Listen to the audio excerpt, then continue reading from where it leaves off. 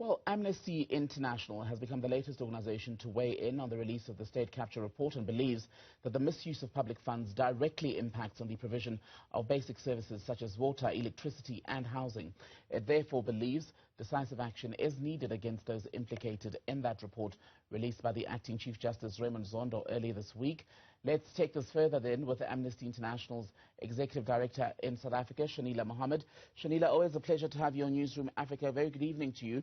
So, paint a picture of how state corruption becomes a human rights issue. I've touched on it slightly, but please expand.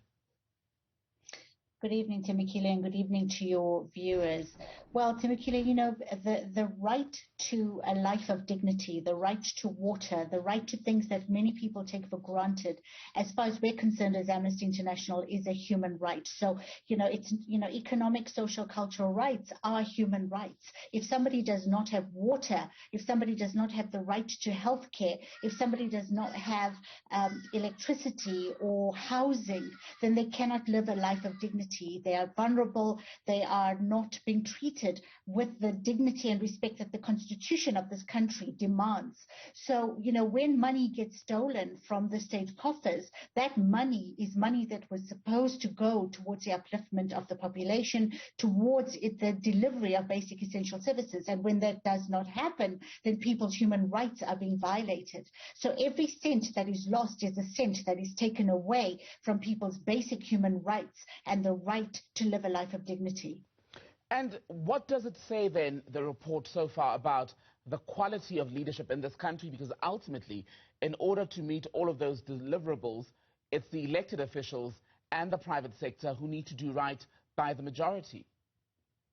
Well, I think the report, Timikile, is scathing towards the leadership and towards the ability of the present state to be able to deliver on essential services. And again, the report says that the approach that was taken by this present government was really one of not pitying the people of this country at all, the people who are suffering without the basic essential services. And the state capture report has recommended that a commission or some sort of body be put into place that would monitor the way in which the tenders and other things are run by the state. And it's very clear that the ability of the state to be able to manage the finances or the financial fiduciary responsibility that goes with running a country is in question. And the report has brought that into question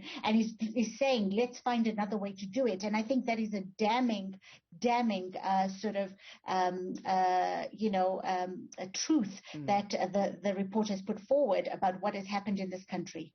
How much do you worry that these findings, and especially if there isn't satisfactory response and action and implementation of the remedial actions, could further fuel the anger among South Africans who are terribly affected by the state of the economy, South Africans who are unemployed, South Africans who feel that their tax rand is not being used in the right way, South Africans who feel that the rules apply to them but not to the political elite and their friends? Well, the reality is that first of all, the Zondo Commission cost us over 1 billion. So you add that in addition to the billions that has been siphoned through state capture. And in fact, the Zondo Commission report has actually stated quite clearly that state capture did take place. So that is not even in question anymore. So our biggest fear is that if the state does not very quickly deliver on the recommendations and we don't see accountability and heads rolling, then, a state that is already, where the people already have very little faith in the present government and in the National Prosecuting Authority, the situation is just going to get worse. But in addition to the judicial process and the accountability process that needs to take place, we've seen COVID hit. We have seen people's lives getting worse and worse and worse. We see people living. I mean, it's ridiculous that in a country like South Africa, people open their front doors and they step into sewer or sewerage outside their front doors. 20 million people have no water.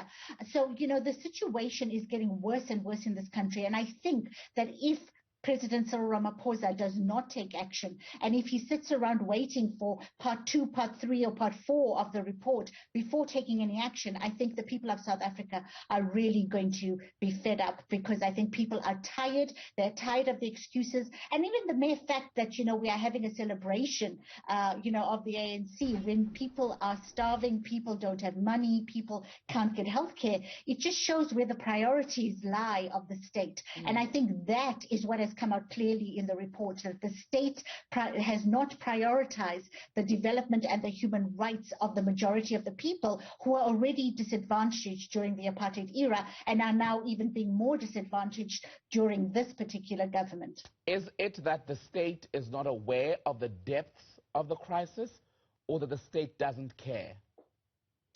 I don't think that they're not aware. I think that they are very, very aware. I mean, we saw during COVID, as Amnesty South Africa, we ran a campaign asking people to let us know whether or not they had access to water. And we were absolutely astounded at the number of people that contacted us with videos of horrendous water. If they did have water, it was in a horrendous condition. And if they, and a lot of them didn't have water. So, I don't think that the state is not aware of what is happening in this country. I feel like the focus has been on power, on entrenching their power, staying in power, not the infighting that has been taking place. And I think the job that they are there to do has fallen to the wayside. And I think it's about time that South Africans got a government that is there to serve them and is not focused on serving themselves and staying in power, because that is what has been happening. Shenilla, good to speak to you. Shenilla Mohamed is the Group Executive Director at Amnesty International South Africa. Grateful for your time.